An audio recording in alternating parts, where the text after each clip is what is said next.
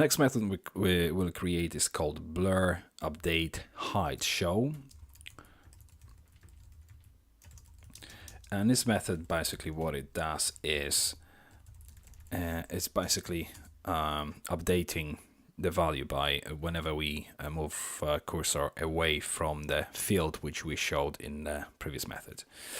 So use strict, then document on, and we're going to use focus out, which is very similar to blur. This identity function, we go for event, and then we go for var. This object equals this. This time obviously we don't need prevent default because we are not clicking anything, so nothing unusual will be happening. The page won't jump up and down or whatever, so that's fine. Then we go for var.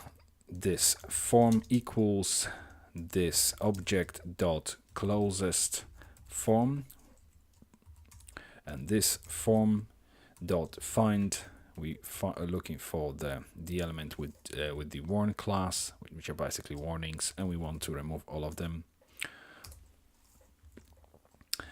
And then var this URL equals this form dot data URL.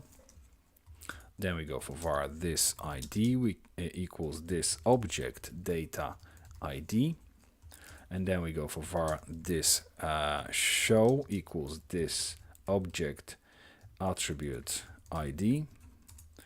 Then var this value equals this object value. And now we check if exclamation mark admin object is empty this value. Basically, if the value isn't empty, we're going to do something, otherwise we do something else.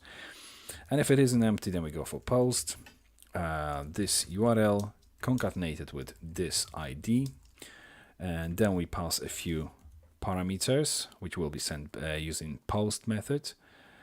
ID this ID, and then value this value.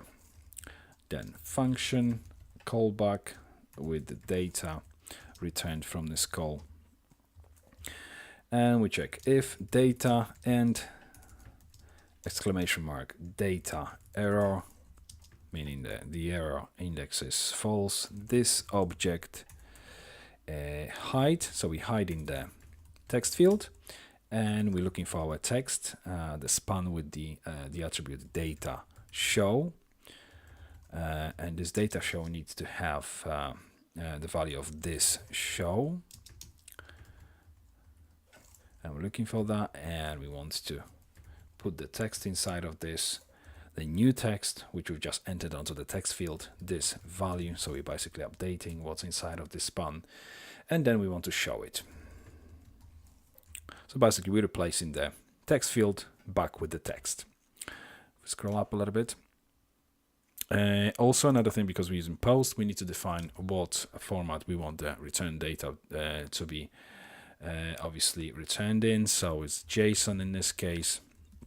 Then else statement will simply display the error message, the validation message, basically. This object before, that's obviously if something went wrong.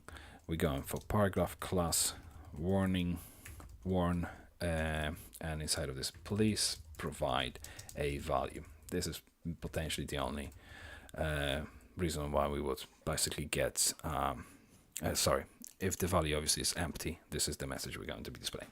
So that's our blur update hide show method.